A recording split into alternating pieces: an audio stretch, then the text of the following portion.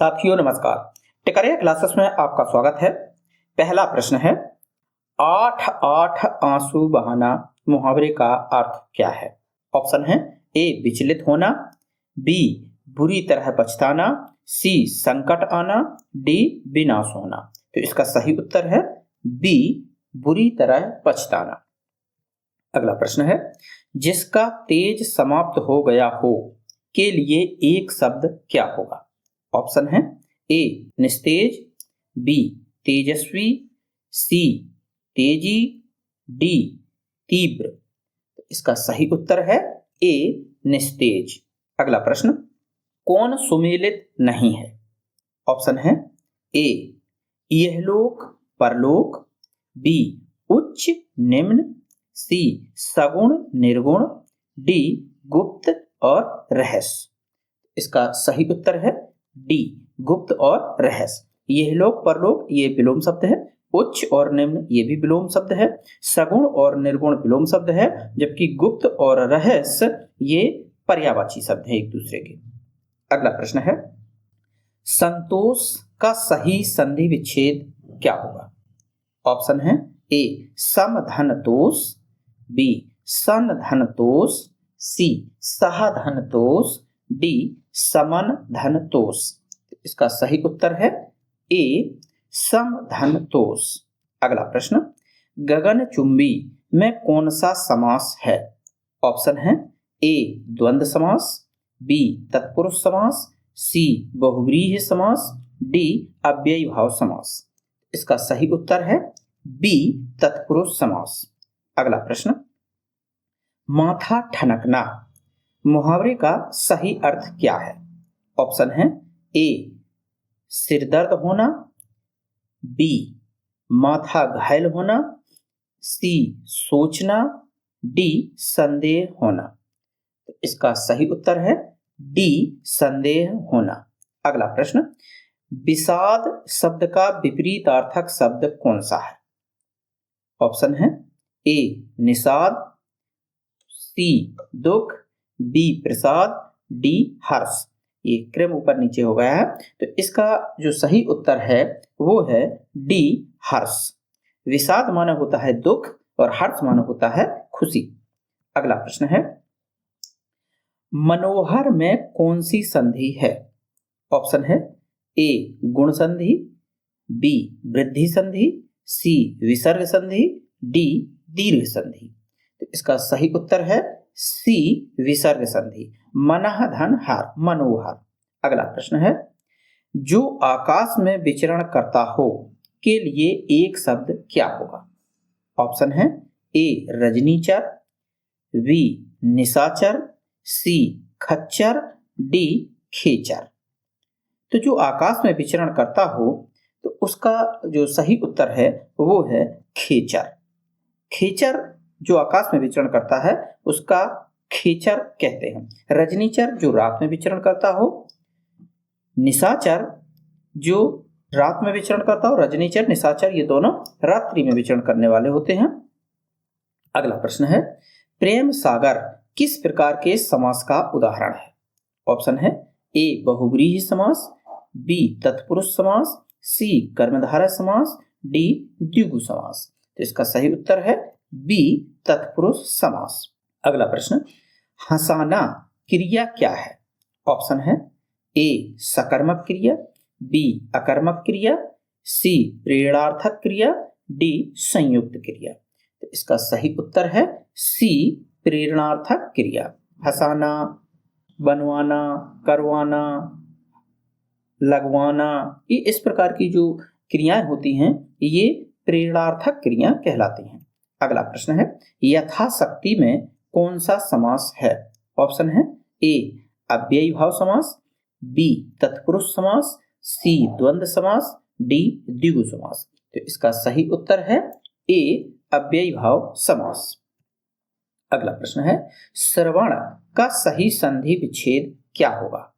Option है ए आधन वर्ण, B श्रोधन अन, सी श्राधन अन, D श्रुवधन ड़। इसका सही उत्तर है बी श्रोधन अन श्रवण। अगला प्रश्न है, अवरोध शब्द का विपरीतार्थक शब्द क्या होगा? ऑप्शन है ए अनवरोध, बी रोध, सी अवरोधहीन, डी अनावरोध। तो इसका सही उत्तर है ए अनवरोध। अगला प्रश्न है, मनः वल की सही संधि क्या है? मनः धन वल, मनः धन वल, इसकी सही संधि क्या होगी? ऑप्शन है ए मनुवल, बी मनोवल, सी मनोवल, डी मनवल। तो इसका सही उत्तर है सी मनोवल। अगला प्रश्न है, भारतीय संविधान में 22 भाषाओं को आधिकारिक भाषा का दर्जा दिया गया है, जिनमें यह भाषा शामिल नहीं है। इनमें से कौन सी भाषा भारतीय संविधान में शामिल नहीं है? ऑप्शन है ए मणिपुरी, बी मैथिली, सी भोजपुरी, डी बोडो। तो इसका सही उत्तर है सी भोजपुरी। भोजपुरी भाषा भारतीय संविधान में 22 भाषाओं में सम्मिलित नहीं है। अगला प्रश्न है, भाषा का प्राथमिक रूप क्या है? ऑप्शन है पढ़ना, बी बोलना, सी लिखना, डी इनमें से कोई नहीं। तो इसका सही उत्तर है बी बोलना। भाषा का जो प्राथमिक रूप है वो बोलना होता है। इसका सही क्रम होता है सुवोपली, सुवोपली। सु से सुनना, बा से बो से बोलना और पा से पढ़ना। इसके बाद ली से लिखना। ये भाषा का सही क्रम है। पहले सुनना, फिर बोलना, फिर पढ़ना, फिर लिखना। अब इसमें सुनना है नहीं है, इसलिए प्राथमिक जो रूप इसमें दिया जाएगा वो दिया जाएगा बोलना। वी इसका राइट आंसर है। अगला प्रश्न है, लिपि किस भाषा का आधार है? ऑप्शन है ए लिखित भाषा का, बी मौखिक भाषा का, सी सांकेतिक भाषा का, या डी मनोभाषा का। तो इसका जो सही उत्तर है वो है ए लिखित भाषा का, यानी कि लिपि लिखित भाषा का आधार है। अगला प्रश्न है, हिंदी कैसी भाषा है? ऑप्शन है ए वियोगात्मक, बी संयोगात्मक, सी ये दोनों, डी इनमें से कोई नहीं। तो इसका सही उत्तर है ऑप्शन ए वियोगात्मक। हिंदी वियोगात्मक भाषा है। अगला प्रश्न, पूर्वी हिंदी की बोली है। पूर्वी हिंदी की कौन सी बोली है? ऑप्शन है ए बुंदेली, बी मगही, सी बघेली, डी भोजपुरी। तो इसका सही उत्तर है सी बघेली। बघेली पूर्वी हिंदी की एक बोली है। अगला प्रश्न है, निम्नलिखित हिंदी वर्षों में से अयोगवाह, सॉरी यहां पर ये वर्षों की जगह वर्णों है। निम्नलिखित हिंदी वर्णों में से अयोगवाह कौन सा वर्ण है? अयोगवाह ऑप्शन है ए उ और उ, बी अंग और आहा, सी आ और ओ, डी ए और आई। तो इसका जो सही उत्तर है वो है बी अंग और आहा। अयोगवाह दो होते हैं और उ जो है ये स्वर है, उ ह्रस्व और दीर्घ उ स्वर। आ और ओ ये भी स्वर है, दीर्घ स्वर है दोनों, और ए आई ये भी दीर्घ स्वर है। अगला प्रश्न है, निम्नलिखित वर्णों, ये वर्णों है, निम्नलिखित वर्णों में से कौन सा वर्ण मूर्धन्य नहीं है? इनमें से मूर्धन्य वर्ण कौन सा नहीं है? तो ऑप्शन है ए जा वर्ण, बी दा, सी डा और डी ठा। तो यहां पर ये जो दा है ये दा मिसप्रिंट है, यहां पर टा था, टा होना चाहिए था। तो इसका सही उत्तर है ए जा वर्ण मूर्धन्य वर्ण नहीं है, जा वर्ण तालव्य वर्ण है, क्योंकि इसका उच्चारण स्थान तालु होता है। बाकी टा, ठा और डा ये तीनों मूर्धन्य वर्ण कहलाते हैं। अगला प्रश्न है, निम्न में से विपरीत स्वर कौन सा है? ऑप्शन है ए ई, बी आए, सी ऊ, डी आ। इसका सही उत्तर है डी आ। आ एक विवृत स्वर है। अगला प्रश्न है, निम्नलिखित ध्वनियों की निर्दिष्ट विशेषताओं में कौन सा अशुद्ध है? इनमें से अशुद्ध कौन सा है? ऑप्शन है ए चा तालव्य और महाप्राण, बी खा महाप्राण और कंठ, सी ता अल्पप्राण और दंत, डी मा ओष्ठ और सघोष। तो इसका सही उत्तर है ए चा तालव्य और महाप्राण। ये अशुद्ध है क्योंकि चा तालव्य तो है लेकिन महाप्राण नहीं है। चा अल्पप्राण है, चा वर्ण अल्पप्राण होता है। अगला प्रश्न है, निम्नलिखित में से कौन सा उत्तर सही है? पहला दिया है अनुस्वार पूर्ण अनुनासिक ध्वनि है। दूसरा है वर्ण का पंचमाक्षर अनुनासिक होता है।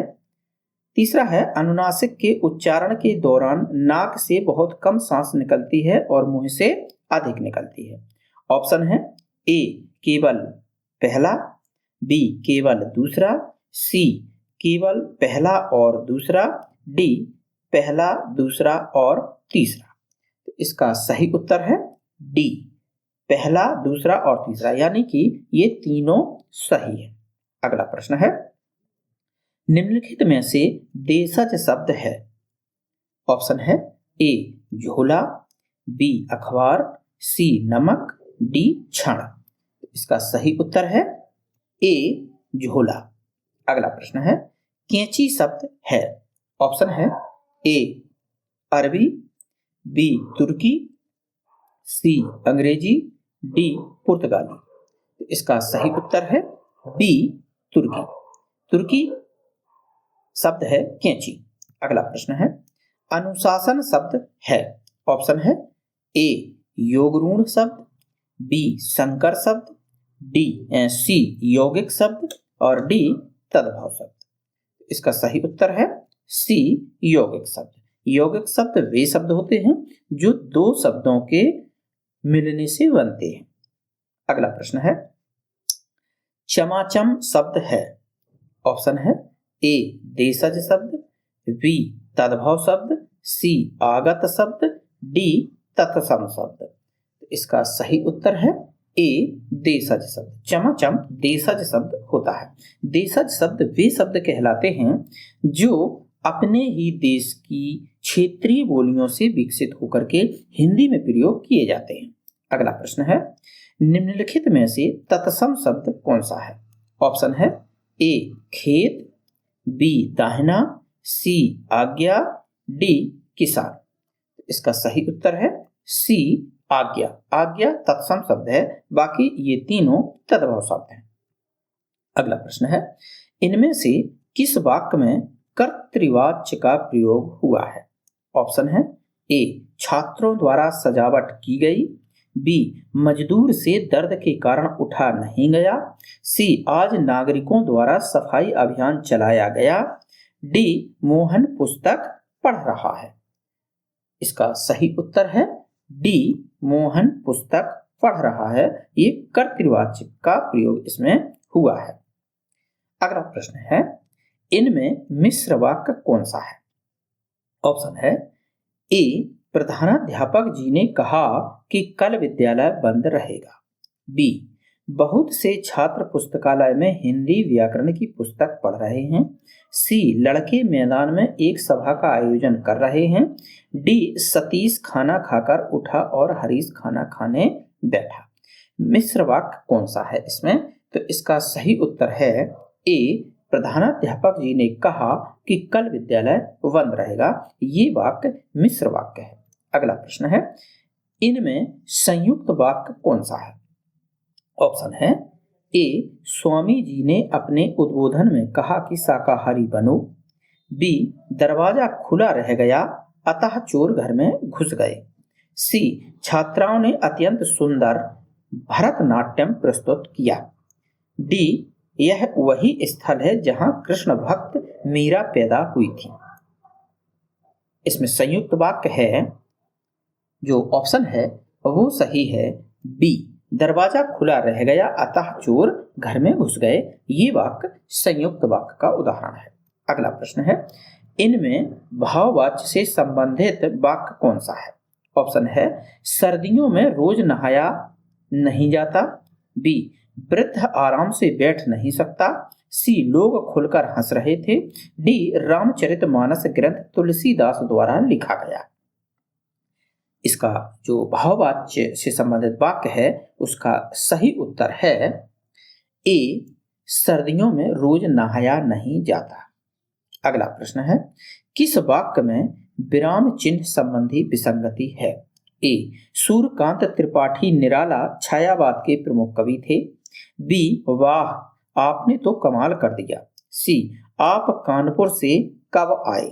डी, राम, श्याम और विजय दिल्ली गए। तो इसका जो सही उत्तर है वो है ए, सूर्यकांत त्रिपाठी निराला छायावाद के प्रमुख कवि थे। अब सूर्यकांत त्रिपाठी निराला, इसमें जो डबल इन्वर्टेड कोमा लगा हुआ है ये नहीं लगेगा, यहां पर सिंगल इन्वर्टेड कोमा लगेगा। अगला प्रश्न है, आज का काम कल पर नहीं छोड़ना चाहिए। इस वाक्य में कल यह शब्द कौन सा है? ऑप्शन है, ए, नामपद। बी, सर्वनाम। सी, अव्यय। डी, काल। इसका सही उत्तर है सी, अव्यय। ये अव्यय शब्द है। अगला प्रश्न है, तिथि शब्द का बहुवचन रूप क्या है? ऑप्शन है, ए, तिथाएं। बी, तिथियां। सी, तिथियां। डी, तिथियां। तो इसका जो सही उत्तर है वो है सी, तिथियां। अगला प्रश्न है, निम्नलिखित में से कौन सा वाक्य संदिग्ध वर्तमान काल का उदाहरण है? ऑप्शन है, मैं पढ़ रहा हूं। बी, मैं शायद पढ़ रहा हूं। सी, पढ़ा होगा। डी, मैं पढ़ रहा होऊंगा। इसका सही उत्तर है सी, पढ़ा होगा। ये संदिग्ध वर्तमान काल का उदाहरण है। अगला प्रश्न है, राम तैरता है। यह वाक्य क्रिया के लिए कौन सा उदाहरण है? यानी कि किस क्रिया के लिए ये उदाहरण है? राम तैरता है। ऑप्शन है, ए, अकर्मक क्रिया। बी, द्विकर्मक क्रिया। सी, सकर्मक क्रिया। डी, सकर्मक और अकर्मक क्रिया दोनों। इसका सही उत्तर है ए, अकर्मक क्रिया। अगला प्रश्न है, प्राण शब्द वचन में प्रयोग होता है। ऑप्शन है, ए, द्विवचन में। बी, बहुवचन में। सी, एक वचन में। डी, एक वचन और बहुवचन दोनों में। तो इसका सही उत्तर है बी, बहुवचन में। प्राण हमेशा बहुवचन में प्रयोग होता है। प्राण निकल गया कभी नहीं कहा जाता, प्राण निकल गए। तो प्राण शब्द बहुवचन में प्रयोग होता है। अगला प्रश्न है, राम रोटी खाता है।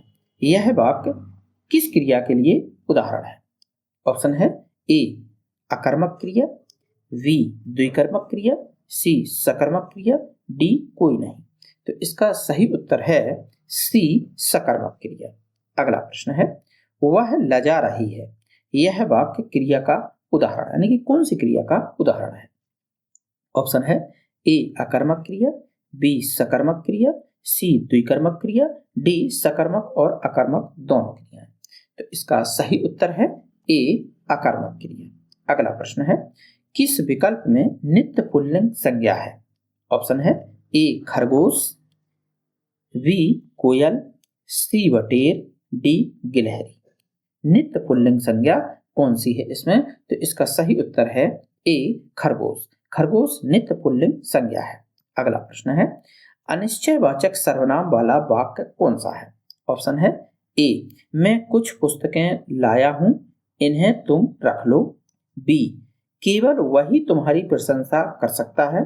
सी, वह चाहता है कि तुम सदैव आगे बढ़ो। डी, दाल में कुछ काला है। तो अनिश्चयवाचक सर्वनाम वाला वाक्य कौन सा है? तो इसमें जो डी ऑप्शन है, दाल में कुछ काला है, ये अनिश्चयवाचक सर्वनाम वाला वाक्य है। यहाँ पर जो कुछ शब्द दिया हुआ है ये अनिश्चितता को प्रदर्शित करता है। अगला प्रश्न है, नाम धातु क्रिया नहीं है। ऑप्शन है, ए, झुठलाना। बी, गलियाना। सी, सजाना। डी लतियाना। तो इसमें जो नाम धातु क्रिया नहीं है वो है सी सजाना। यदि यहाँ पर सजवाना होता तो वो नाम धातु क्रिया होती।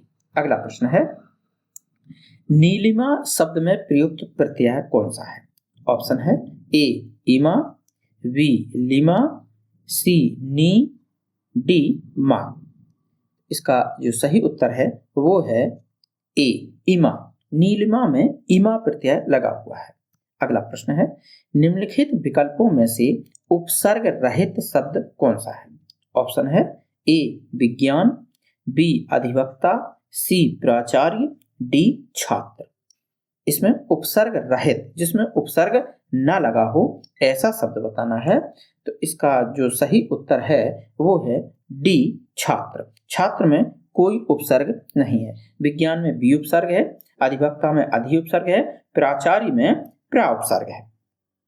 अगला प्रश्न है नीय प्रत्यय से कौन से शब्द बनेंगे? ऑप्शन है ए गोपनीय, बी प्राणीय, सी आदरणीय, डी उपरोक्त सभी। तो इसका सही उत्तर है डी उपरोक्त सभी। अगला प्रश्न है जलमय शब्द में कौन सा प्रत्यय है? ऑप्शन है ए आय प्रत्यय, बी या प्रत्यय, सी मय प्रत्यय, डी अमय प्रत्यय। तो इसका सही उत्तर है सी मय प्रत्यय लगा हुआ है जलमय में। अगला प्रश्न है अभ्यागत शब्द में कौन सा उपसर्ग है? ऑप्शन है ए अभ्य, बी अभी, सी अभय, डी अभा। तो इसका सही उत्तर है ऑप्शन बी अभी। अभ्यागत में अभी प्रत्यय लगा हुआ है। अगला प्रश्न है व्याकरण की दृष्टि से कौन सा शब्द अशुद्ध है? ऑप्शन है ए विभीषण, बी बिरहणी, सी गृहिणी, डी जगतगुरु। इसमें अशुद्ध शब्द है वो बताना है। तो इसमें जो अशुद्ध शब्द है वो बी विरहणी, ये गलत है, जबकि विरहिणी होता है, विरहिणी होता है ये। अगला प्रश्न है निम्नलिखित में से शुद्ध वर्तनी वाले शब्द का चयन कीजिए। ऑप्शन है ए दृष्टा, बी रचयिता, सी सुषुप्त, डी सृष्टा। इसमें शुद्ध वर्तनी जिसकी है उसको टिक करना है। तो इसका जो सही उत्तर है वो है दृष्टा। बाकी ये तीनों अशुद्ध हैं। अगला प्रश्न है निम्नलिखित में से किस शब्द की वर्तनी सही है? ऑप्शन है ए अनुगृहीत, बी अनुगृहीत, सी अनुगृहीत, डी अनुग्रहित। इसका सही उत्तर है बी अनुग्रहीत। ये सही वर्तनी वाला शब्द है। अगला प्रश्न है निम्न में से सही वर्तनी कौन सी है? ऑप्शन है ए अंतर्गत, बी अंतर्गत, सी अंतर्गत, डी अंतर्गत। इसका जो सही उत्तर है वो है बी अंतर्गत। अगला प्रश्न है कौन सा शब्द वर्तनी की दृष्टि से शुद्ध है? ए शुश्रूषा, बी शुश्रूषा, सी ससुरूषा, डी शुश्रूषा। इसका जो सही उत्तर है वो है ए शुश्रूषा। अगला प्रश्न है सूक्ति शब्द का सही संधि विच्छेद क्या है? ऑप्शन है ए सुधन उक्ति, बी सुधन उक्ति, सी सूक्त धन ई, डी सुधन इक्ति। इसका सही उत्तर है ए सुधन उक्ति। अगला प्रश्न है नरेश शब्द का सही संधि विच्छेद क्या है? ऑप्शन है नर धन एस, बी नर धन ईस, सी नर धन स, डी नर धन रेस। तो इसका जो सही उत्तर है वो है बी नर धन ईस नरेश।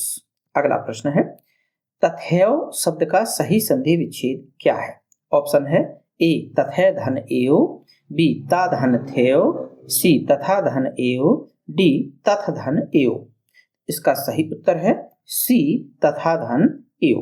अगला प्रश्न है अत्याचार शब्द का सही संधि विच्छेद क्या है? ऑप्शन है ए अत धन अचार, बी अत्या धन चार, सी अतिया धन चार, डी अति धन आचार। इसका सही उत्तर है डी अति धन आचार। और आज का ये अंतिम प्रश्न है, नाविक शब्द का सही संधि विच्छेद क्या है? ऑप्शन है ए नावी धन का, बी नाव धन इक, सी नाव धन इक, डी ना धन विक। तो इसका सही उत्तर है सी नाव धन इक। मिलते हैं नेक्स्ट वीडियो में, तब तक के लिए जय हिंद।